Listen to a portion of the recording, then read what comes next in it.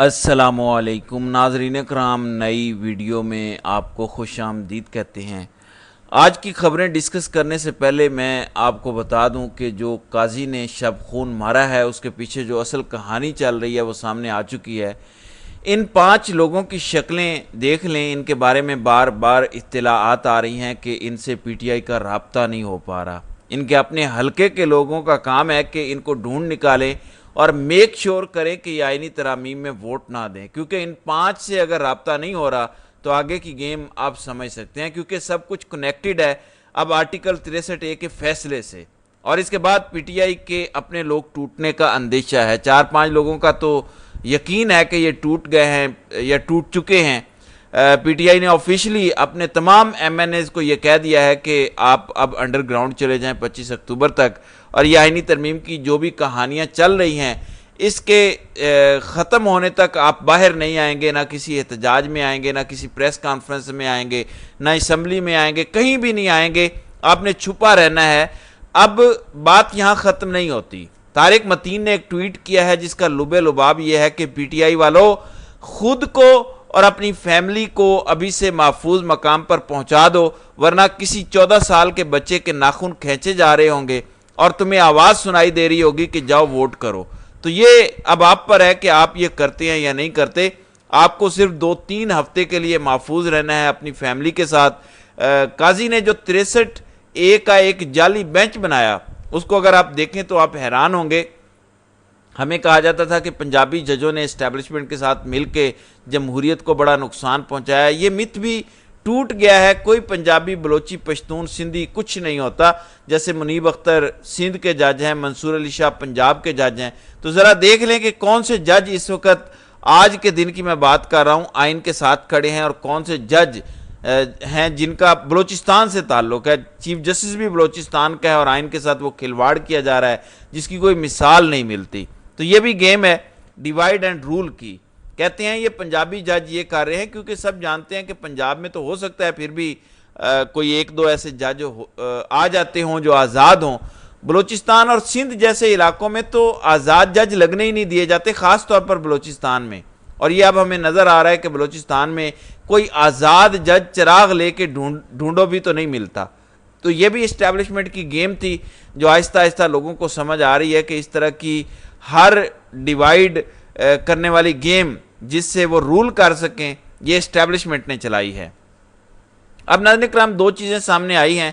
मैं आपको एक फैसला सुनाता हूँ। ये काजी का अपना लिखा हुआ फैसला है कि therefore review petitions are placed before a bench of numerically the same strength on which the author जज unless he has retired is always a member. यानी सुप्रीम कोर्ट का ये फैसला मौजूद है, बल्कि फैसले मौजूद हैं कि जिस जज ने ओरिजिनल जजमेंट लिखी होगी, अगर वो रिटायर नहीं हुआ तो उसके बगैर बेंच नहीं बनेगा। अब हुआ क्या, कल मुनीब अख्तर को जिस बेंच में शामिल किया गया था वो उस बेंच में शामिल नहीं हुए, इनकार कर दिया बैठने से और कहा कि जब तक कमेटी आईनी और कानूनी तौर पर नहीं बनती मैं उसका हिस्सा नहीं बन सकता। मैं रिक्यूज़ नहीं कर रहा, सिर्फ कह रहा हूँ कि फुल कोर्ट इजलास बुलाएं, इस मसले को सॉल्व करें, तो फिर आगे बात चल पड़ेगी। काजी जो डिक्टेटर है उन्होंने वही किया जो एक डिक्टेटर करता है। काजी साहब ने आज सुबह इजलास बुलाया जजेस की कमेटी का, उसमें दोबारा कमेटी मुकम्मल नहीं हुई, जस्टिस मंसूर अली शाह उस कमेटी में नहीं आई। काजी साहब जो कि एक डिक्टेटर हैं, उसने वही किया जो कोई डिक्टेटर करता है कि अपने साथ दस्तखती जज अमीनुद्दीन खान को बिठाया और ये बेंच तब्दील कर दिया और मुनीब अख्तर की जगह नईम अख्तर अफगान को ले आए। अब यहाँ से पता चलता है कि ये फैसला 5-0 से आ सकता है। बल्कि मुझे जो खदशा पैदा हुआ है, जो मुझे काजी को देख के, उनकी डेस्परेशन देख के, जो वो एक्सटेंशन के लिए पागल हो रहा है, जो उनको काजी कोर्ट का जज लगना है अगले 3 साल के लिए, उसमें मुझे खतरा ये महसूस हो रहा है कि काजी साहब सिर्फ 63A का फैसला ना तब्दील करें, बल्कि हो सकता है कि 63A को बतौर आईनी तरमीम ही कलअदम करार दे दें और कहें कि वोट डालना हर बंदे का हक है। जमहूरियत यही कहती है कि हर बंदे को आज़ादी होनी चाहिए वोट डालने की। तो ये कैसे हो सकता है कि कोई बंदा अपनी मर्जी से अपना जमहूरी हक इस्तेमाल करके वोट डाले और आप उसको बाद में नाअहल करवा दें? ये गलत है, नाअहली नहीं होनी चाहिए। या तो काजी साहब कुछ ऐसा कर सकते हैं कि नाअहली नहीं होगी, या कह सकते हैं कि 63A ही फारिग है, बाकी कॉन्स्टिट्यूशन की शिकों के साथ ये शिक मुताबकत नहीं रखती। यानी जो भी बुनियादी हुकूक की शिकें हैं ان کو پریفرنس دیا جاتا ہے باقی جتنا بھی آئین ہے، تو یہ کہا جا سکتا ہے کہ یہ بنیادی حقوق کے خلاف ہے۔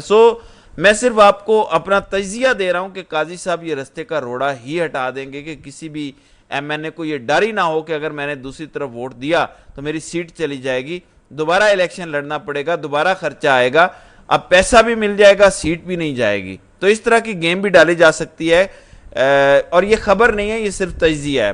باقی قاضی صاحب اگلے 24 سے 48 گھنٹوں میں یہ بات تو کنفرم ہے کہ یہ فیصلہ تبدیل کرنے جا رہے ہیں۔ 63A کا فیصلہ جو جسٹس عمرتا بندیال، جسٹس اعجاز الحسن اور جسٹس منیب اختر نے دیا تھا، جو کہ کمال فیصلہ تھا، جس نے پاکستان کی جمہوریت کو اب تک تھوڑا بہت جو امید تھی وہ بچائے رکھا، لیکن اب مکمل تباہی کی طرف معاملات کو قاضی لے کر جانے لگا ہے۔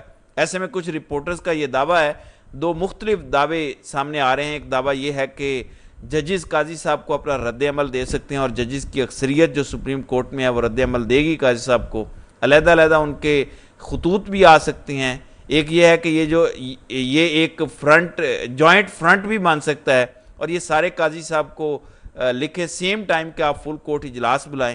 اب میں نے قانونی پوزیشن دیکھی ہے، وہ تو مجھے کہیں نظر نہیں آئی کہ اگر ججز کی اکثریت ایک طرف ہو تو وہ اپنا فل کورٹ اجلاس بلا سکتے ہیں۔ مجھے تو ابھی تک کہیں بھی ایسا نہیں ملا، نہ کوئی پریسیڈنٹ ملا ہے، نہ قانونی معاملات میں کوئی شک مل رہی ہے۔ لیکن قاضی صاحب کے پرانے چاہنے والے اسد طور کا دعویٰ ہے کہ سپریم کورٹ کے اکثریتی ججز خط لکھیں قاضی صاحب کو، اگر وہ نہیں مانتے فل کورٹ کا فیصلہ تو یہ اکثریتی جج بیٹھ سکتے ہیں فل کورٹ میں، پھر منصور علی شاہ کے پاس اختیارات آ جائیں گے، کیونکہ اکثریتی جج جو چاہتے ہیں ان کی بات مانی جائے گی فل کورٹ میں، وہ پھر اپنا فل کورٹ اجلاس بلا کے سپریم کورٹ کے رولز امینڈ کر سکتے ہیں، اور اس طرح جسٹس منیب والی اوریجنل کمیٹی ریسٹور ہو سکتی ہے۔ اب یہ کتابی باتیں تو ہیں کہ اگر ایسا ہو جائے، پھر لوگ مثال دیتے ہیں جسٹس سجاد علی شاہ کے خلاف جب ججز ہو گئے تھے سارے تو انہیں استعفیٰ دینا پڑا۔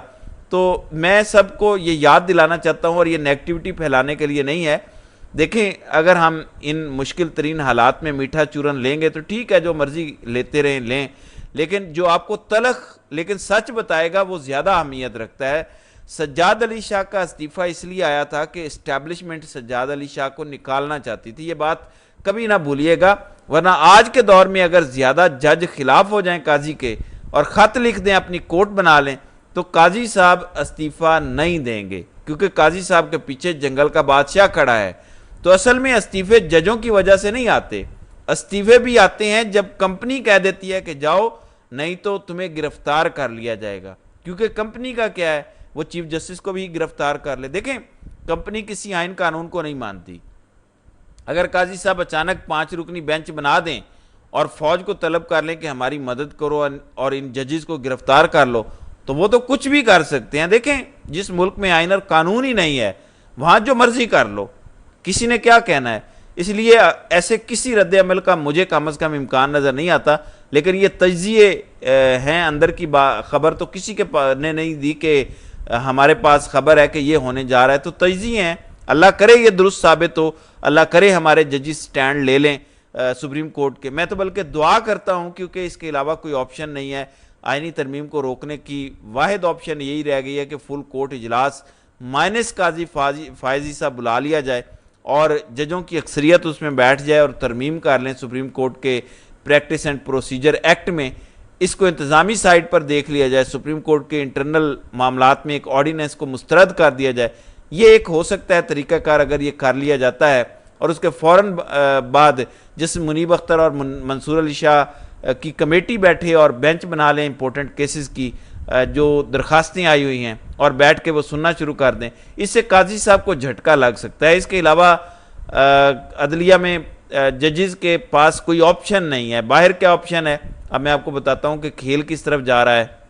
ناظرین کرام، جی ایچ کیو کا ریپریزنٹیٹیو محسن نقوی فضل الرحمان سے آج ملا ہے۔ یہ ملاقات بڑے اچھے ماحول میں ہوئی ہے، پھولوں کے گلدستے ایکسچینج کیے گئے ہیں، بڑے زبردست ہنسی مذاق کے ساتھ یہ ملاقات تھی۔ پھر خبر آتی ہے جو نئی مشرف بٹ دیتے ہیں کہ نون لیگ نے یہ کہا ہے کہ جو آئینی ترامیم نہیں ہوئی اس کی وجہ ایک وفاقی وزیر ہے، اور وفاقی وزیر کون ہے؟ محسن نقوی ہے، ظاہر ہے اسی کی بات ہو رہی ہے کہ محسن نقوی نے کہا تھا کہ فضل الرحمان راضی ہے، آپ سارے آ جائیں، لیکن اصل میں فضل الرحمان ڈٹا ہوا تھا کہ پہلے مجھے مسودہ دو، تو گیم کچھ اور ہے۔ اب نعیم اشرف بٹ کا یہ دعویٰ ہے کہ نواز شریف نے یہ کہہ دیا ہے کہ جب تک فضل الرحمان کنفرم راضی نہیں ہوتا، مطلب یہ ہے کہ مجھے کال کر کے خود یقین نہیں دلاتا کہ ہم ووٹ دیں گے، اب ہماری طرف سے کوئی ترمیم کے لیے ایکشن نہیں لیا جائے گا۔ اب یہ تو آن دا سرفیس بات ہے، مجھے جو اندر کھاتے کھچڑی پکتی نظر آ رہی ہے وہ یہ ہے کہ نون لیگ اب اپنے وزارت عظمیٰ کے لیے فائٹ کرنے کے موڈ میں ہے، کیونکہ کمپنی خان کا آنا تو افورڈ نہیں کر سکتی، اور شریف خاندان اس کا استعمال کر رہا ہے پچھلے 2.5 سال سے۔ جب بھی تھوڑا سا کمپنی ڈھیلی پڑتی ہے، شریف خاندان کہے گا کہ خان آ گیا تو تم جرنیلوں کو الٹا لٹکا دے گا، تو پھر تو تمہیں پتہ ہے کہ اس نے کیا کرنا ہے، جرنیل انہیں ڈراتے ہیں، یہ انہیں ڈراتے ہیں۔ اب اطلاعات یہ ہیں کہ بلاول کو گرین سگنل دے دیا گیا ہے کہ مڈ ٹرم میں تمہیں وزیر اعظم بنا دیا جائے گا، لیکن نون لیگ اس کے لیے تیار نہیں ہے کہ سارے مشکل فیصلے ہم سے کروا کے IMF کا پروگرام جب شروع ہو گیا تو اب کہیں کہ 6 مہینے بعد آپ کی حکومت جا رہی ہے یا اب بلاول آ رہا ہے، تو یہ ہمیں قبول نہیں ہے۔ تو نون لیگ ڈبل گیم بھی کھیل سکتی ہے، تو دیکھتے ہیں اس وقت کی صورتحال میں آگے ہوتا ہے کیا۔ تو ناظرین کرام، آپ کی اس ویڈیو کے حوالے سے کیا رائے ہے؟ آپ اپنی رائے کا اظہار کامنٹ سیکشن میں ضرور کیجیے گا۔